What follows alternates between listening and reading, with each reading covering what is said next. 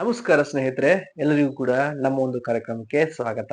ಹಾಗಾದ್ರೆ ನಾವು ಇವತ್ತು ಡಿಸ್ಕಷನ್ ಮಾಡ್ತಾ ಇರುವಂತಹ ಟಾಪಿಕ್ ಏನಪ್ಪಾ ಅಂತಂದ್ರ ಇನ್ನೊಂದು ಲೈಫ್ ಸೈನ್ಸ್ ಕೋರ್ಸಿನ ಬಗ್ಗೆ ಡಿಸ್ಕಷನ್ ಮಾಡ್ತಾ ಇದ್ದೀವಿ. ಹಾಗಾದ್ರೆ ಆ ಕೋರ್ಸ್ ಯಾವ್ದಪ್ಪಾ ಅಂತಂದ್ರ BSc ಇನ್ ಬಾಟನಿ ಅನ್ನೋ ಒಂದು ಕೋರ್ಸಿನ ಬಗ್ಗೆ ನಾವಿವತ್ತು ಸಂಪೂರ್ಣ ಮಾಹಿತಿ ಕೊಡ್ತಾ ಹೋಗ್ತೀವಿ.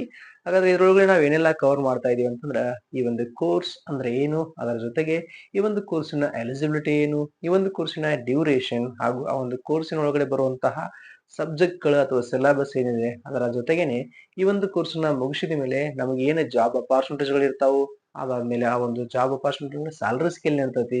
ಅದರ ಜೊತೆಗೆ ಈ ಒಂದು ಹೈಯರ್ ಎಜುಕೇಶನ್ ಏನಾದ್ರು ಇದೆಯಾ ಇದಕ್ಕಂತ ಹೇಳಿ ಕಂಪ್ಲೀಟ್ ಆಗಿ ನಿಮ್ಗ ವಿತಿನ್ 10 ಮಿನಿಟ್ಸ್ ಒಳಗಡೆ ಇನ್ಫಾರ್ಮೇಶನ್ ನ ಕೊಡುವಂತ ಪ್ರಯತ್ನ ನಾವು ಮಾಡ್ತಾ ಹೋಗ್ತೀವಿ. ಹಾಗಾದ್ರೆ ಯಾರೆಲ್ಲ ವಿದ್ಯಾರ್ಥಿಗಳು ನಮ್ಮ ವಿಡಿಯೋನ ನೋಡ್ತಾ ಇದ್ರು ನಮ್ಮ ಚಾನಲ್ ಅನ್ನ ಸಬ್ಸ್ಕ್ರೈಬ್ ಮಾಡೋದನ್ನು ಕೂಡ ಮರಿಬೇಡಿ. ಅದೇ ರೀತಿ ಈ ವಿಡಿಯೋನ ಈಗ ಸ್ಟಾರ್ಟ್ ಮಾಡೋಣ. ಮೊದಲಿಗೆ ಈ ಒಂದು ಕೋರ್ಸ್ ಅಂದ್ರೆ ಏನಂತ ಹೇಳಿ ನೋಡೋಣ.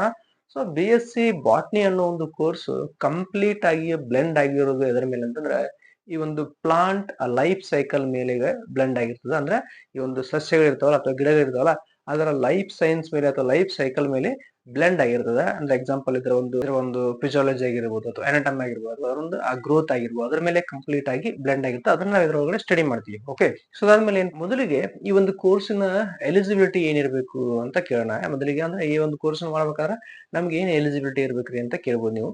ಸೊ ಇದರ ಎಲಿಜಿಬಿಲಿಟಿ ಬಂದ್ಬಿಟ್ಟು ನೀವು PUC ಸೈನ್ಸ್ ಒಳಗಡೆ ಪಾಸ್ ಆಗಿರ್ಬೇಕು. ಅದರ ಜೊತೆಗೆ ನಿಮ್ಮ ಕಾಂಬಿನೇಷನ್ ಫಿಸಿಕ್ಸ್, ಕೆಮಿಸ್ಟ್ರಿ, ಬಯಾಲಜಿ ಇರಬೇಕು.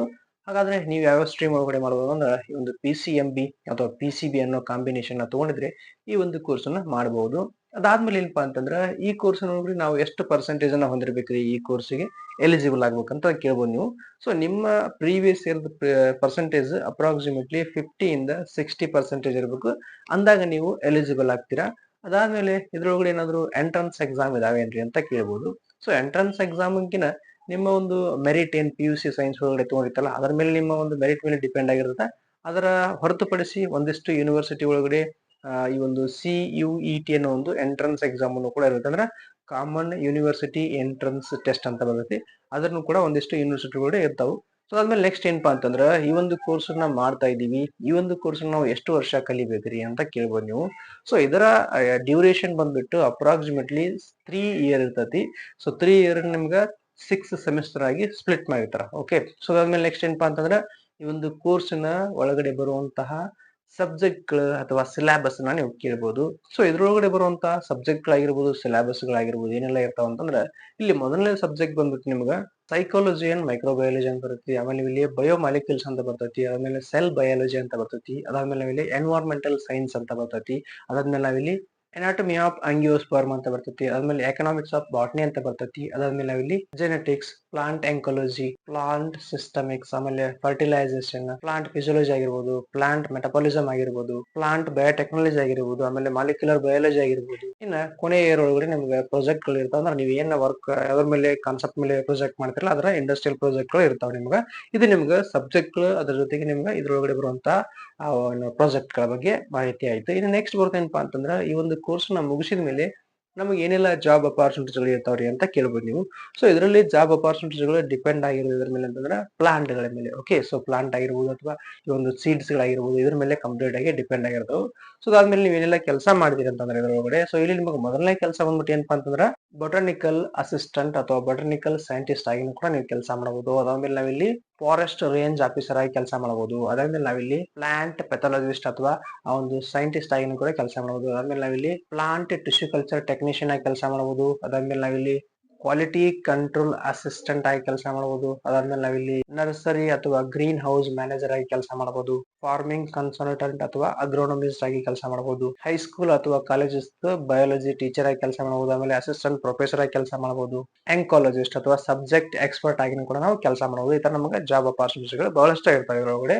ಸೊ ಅದಾದ್ಮೇಲೆ ನೆಕ್ಸ್ಟ್ ಈ ಒಂದು ಕೋರ್ಸ್ ನ ಮಾಡಿದ್ವಿ ಇದ್ರೊಳಗಡೆ ನಾವು ಜಾಬ್ ಅಪಾರ್ಚುನಿಟಿಗಳು ಹೇಳಿದ್ರಿ. ನಮ್ಮ ಸ್ಯಾಲರಿ ಸ್ಕೇಲ್ ಎಷ್ಟಿರ್ತದ್ರಿ ಈ ಒಂದು ಕೋರ್ಸ್ ನ ಮಾಡಿದ್ಮೇಲೆ ಅಂತ ಕೇಳ್ಬೋದು ನೀವು. ಸೊ ನಿಮ್ಮ ಸ್ಯಾಲರಿ ಸ್ಕೇಲ್ ಅಪ್ರಾಕ್ಸಿಮೇಟ್ಲಿ ಇಲ್ಲಿ ಪರ್ ಆ್ಯನಮ್ ನಿಮ್ದು 3 ಲ್ಯಾಕ್ ಇಂದ 6 ಲ್ಯಾಕ್ ಇರ್ತೈತಿ. ಅದಾದ್ಮೇಲೆ ನಿಮ್ಮ ಎಕ್ಸ್ಪೀರಿಯನ್ಸ್ ಅಥವಾ ನಿಮ್ಮ ಆ ಒಂದು ಸ್ಕಿಲ್ಫುಲ್ ವರ್ಕ್ ಅನ್ನು ನೀವು ತೋರಿಸಿದಾಗ ನಿಮ್ಮ ಸ್ಯಾಲರಿ ಸ್ಕೇಲ್ ಅದರ ಮೇಲೆ ಇನ್ಕ್ರೀಸ್ ಆಕೊಂತ ಹೋಗುತ್ತೆ. ಅಪ್ರಾಕ್ಸಿಮೇಟ್ಲಿ 6 ಲ್ಯಾಕ್ ಇಂದ 7 ಲ್ಯಾಕ್ 8 ಲ್ಯಾಕ್ ಪರ್ ಆನಮ್ ಈ ತರ ಇನ್ಕ್ರೀಸ್ ಆಕೊಂತ ಹೋಗುತ್ತೆ. ಇದು ನಿಮ್ಮ ಸ್ಯಾಲರಿ ಸ್ಕೇಲ್.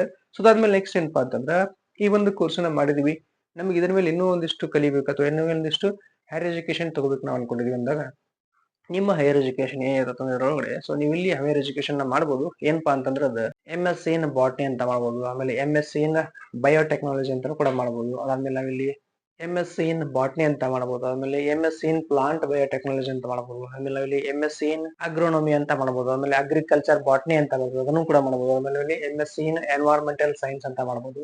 ಈ ತರ ನಮ್ಗೆ ಹೈಯರ್ ಎಜುಕೇಶನ್ ಬಹಳಷ್ಟ ಇರ್ತಾವು ಈ ಒಂದು ಕೋರ್ಸ್ ಮೇಲೆ. ಸೊ ಅದಾದ್ಮೇಲೆ ಈ ಒಂದು ಕೋರ್ಸ್ ಒಳಗಡೆ ನಿಮಗೆ ಏನಾದ್ರು ಡೌಟ್ಸ್ ಇತ್ತಂದ್ರ ಸೊ ಕಮೆಂಟ್ ಮಾಡಿ, ನಾವು ಕೂಡ ನಿಮ್ಗೆ ರಿಪ್ಲೈ ಮಾಡುವಂತ ಪ್ರಯತ್ನ ಮಾಡ್ತೀವಿ. ಹಾಗಾದ್ರೆ ಇದು ಕಂಪ್ಲೀಟ್ ಇನ್ಫಾರ್ಮೇಶನ್ ಅಬೌಟ್ ದ ಈ ಒಂದು BSc ಬಾಟ್ನಿ ಅನ್ನೋ ಕೋರ್ಸಿನ ಬಗ್ಗೆ. ಇದೊಂದು ಲೈಫ್ ಸೈನ್ಸ್ ಕೋರ್ಸ್ ಆಗಿರ್ತದ. ಯಾರೆಲ್ಲ ವಿದ್ಯಾರ್ಥಿಗಳ ಲೈಫ್ ಸೈನ್ಸ್ ಕೋರ್ಸ್ ನ ಸರ್ಚ್ ಮಾಡ್ತಾ ಇರ್ತೀರೋ ಈ ವಿಡಿಯೋನ ಕೂಡ ಅವರಿಗೆ ಶೇರ್ ಮಾಡಿ. ಅದೇ ರೀತಿ ಯಾರೆಲ್ಲ ವಿದ್ಯಾರ್ಥಿಗಳು ಈ ವಿಡಿಯೋನ ನೋಡ್ತಾ ಇದ್ರಲ್ಲ ನಮ್ಮ ವಿಡಿಯೋನ ಲೈಕ್ ಮಾಡೋದನ್ನ ಮರಿಬೇಡಿ. ಅದೇ ರೀತಿ ನಮ್ಮ ಚಾನೆಲ್ ನ ಸಬ್ಸ್ಕ್ರೈಬ್ ಮಾಡೋದನ್ನ ಕೂಡ ಮರಿಬೇಡಿ. Thank you for watching this video and please do subscribe our channel. Thank you.